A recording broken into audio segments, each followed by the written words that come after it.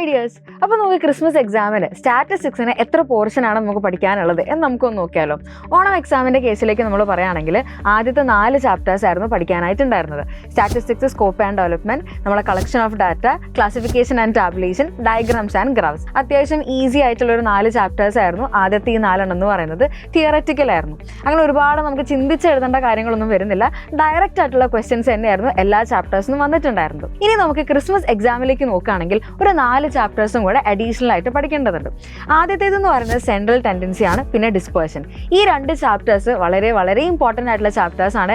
ഏറ്റവും അധികം വെയിറ്റേജ് വരുന്ന 2 ചാപ്റ്റേഴ്സും കൂടിയാണ് സെൻട്രൽ ടെൻഡൻസിയും അതേപോലെ തന്നെ ഡിസ്പേർഷൻ എന്നും പറയുന്നത്. സെൻട്രൽ ടെൻഡൻസിയിലും ഡിസ്പേർഷനിൽ നിന്നാണ് നമുക്ക് എസ്എ ക്വസ്റ്റ്യൻസും വരാനുള്ള ചാൻസസ് കൂടുതൽ. ഇപ്പം നമ്മൾ പറയുകയാണെങ്കിൽ നമ്മൾ ഡയഗ്രാംസ് ആൻഡ് ഗ്രാഫ്സിൽ ഒജീവ്സ് നമ്മൾ പഠിച്ചിട്ടുണ്ടായിരുന്നു. ആൻഡ് അതേപോലെ തന്നെ സെൻട്രൽ ടെൻഡൻസിയിൽ മീഡിയൻ എന്നുള്ള കോൺസെപ്റ്റ് നമ്മൾ പഠിക്കുന്നുണ്ട്.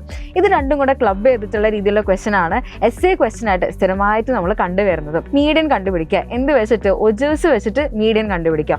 സോ ഒജീവ്സ് വരയ്ക്കാൻ അറിയണം. ആൻഡ് അതിൽ നിന്ന് എങ്ങനെയാണ് മീഡിയൻ കണ്ടുപിടിക്കുന്നത് എന്നതിനെ പറ്റിയിട്ട് നമ്മൾ സെൻട്രൽ ടെൻഡൻസി എന്നുള്ള ചാപ്റ്ററിൽ നമ്മൾ പഠിക്കുന്നുണ്ട്. സോ ഈ 2 കാര്യങ്ങളും കൂടെ ക്ലബ് ചെയ്തിട്ടാണ് ക്വസ്റ്റ്യൻ വരുന്നുണ്ടായിരിക്കാം. അതേപോലെ തന്നെ ഇമ്പോർട്ടൻ്റ് ആയിട്ടുള്ള ഒരു ക്വസ്റ്റ്യൻ ആണ് സ്റ്റാൻഡേർഡ് ഡീവിയേഷൻ. അത് ഡിസ്പേർഷൻ എന്നുള്ള ചാപ്റ്ററിൽ നിന്ന് വരുന്ന ഒരു ക്വസ്റ്റ്യൻ ആണ്.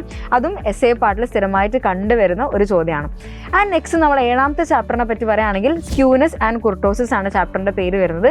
ആൻഡ് 8ാമത്തെ ചാപ്റ്റർ പ്രോബബിലിറ്റി. ഈ 4 ചാപ്റ്റേഴ്സിന്റെ പ്രത്യേകത എന്ന് പറയുന്നത് ഒരുപാട് ഇക്വേഷൻസ് വരുന്ന ചാപ്റ്ററാണ്. ഇവിടെ കുറച്ചും കൂടെ കോൺസെപ്റ്റ് ഓറിയന്റഡ് ആയിട്ട് നമ്മൾ ആ ക്വസ്റ്റ്യൻ വരുമ്പം ഏത് ഇക്വേഷൻ ആണ് യൂസ് ചെയ്യേണ്ടത്, എങ്ങനെയാണ് അതിന്റെ റീഅറേഞ്ച്മെന്റ് വരുന്നത്, ഇങ്ങനെ കുറച്ചൊന്ന് ചിന്തിച്ച് എഴുതേണ്ടതായിട്ടുള്ള ക്വസ്റ്റ്യൻസ് ആയിരിക്കും ഈ ഒരു 4 ചാപ്റ്ററിൽ നിന്ന് വരാൻ സാധ്യത കൂടുതലായിട്ടുള്ളത്. ഇനി നമ്മൾ പറയുകയാണെങ്കിൽ ടോട്ടൽ 8 ചാപ്റ്റേഴ്സ് ആണ് നമുക്ക് ക്രിസ്മസ് എക്സാമിന് പഠിക്കാനായിട്ടുള്ളത്. ഈ ജസ്റ്റ് ഈ ഒരു 4 എണ്ണം മാത്രമല്ല, ആദ്യത്തെ സ്കോപ്പ് ആൻഡ് ഡെവലപ്മെന്റ് തൊട്ട് 8ാമത്തെ ചാപ്റ്റർ ആയിട്ടുള്ള പ്രോബബിലിറ്റി വരെ അങ്ങനെ 8 ചാപ്റ്റേഴ്സ് ആണ് ഉണ്ടായിരിക്കുന്നത്. നമുക്കറിയാം സ്റ്റാറ്റിസ്റ്റിക്സിൽ ഈ ഒരു വർഷം നമുക്ക് 10 ചാപ്റ്റർ ആണ് പഠിക്കാനായിട്ടുള്ളത്. ഈ 10 എണ്ണത്തിൽ 8 എണ്ണം ക്രിസ്മസ് എക്സാമിന് ഉണ്ട് എന്ന് പറഞ്ഞു കഴിഞ്ഞാൽ 80% സിലബസ് ആണ് നമുക്ക് അവിടെ കവർ ചെയ്യാനായിട്ടുള്ളത്. അത്യാവശ്യം നല്ലൊരു പോർഷൻ തന്നെ നമുക്ക് പഠിക്കാനായിട്ടുണ്ട്.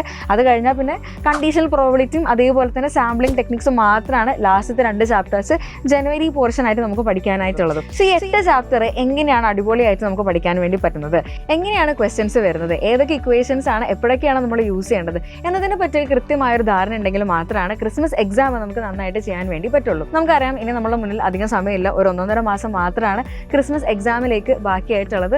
സിസ്റ്റമാറ്റിക് ആയിട്ട് ഇപ്പോൾ തന്നെ പ്ലാൻ ചെയ്ത് തുടങ്ങിയാൽ മാത്രമേ നമുക്ക് ക്രിസ്മസ് എക്സാം നല്ല രീതിയിൽ എഴുതാൻ വേണ്ടി പറ്റുള്ളൂ. ആൻഡ് ഒരു ഹാപ്പി ന്യൂസ് കൂടെ ഉണ്ട്. നമ്മളെ വിജയദശമി ഓഫർ എൻഡ് ചെയ്തിട്ടില്ല.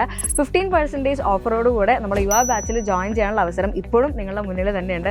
സോ സിസ്റ്റമാറ്റിക് ആയിട്ട് പഠിക്കാൻ ആഗ്രഹിക്കുന്ന ആളുകളാണെങ്കിൽ മീഡിയം 15 എന്നുള്ള കൂപ്പൺ കോഡ് യൂസ് ചെയ്തിട്ട് നിങ്ങൾ യുവ ബാച്ചിൽ ജോയിൻ ചെയ്യുക. So happy learning with Jailam commerce.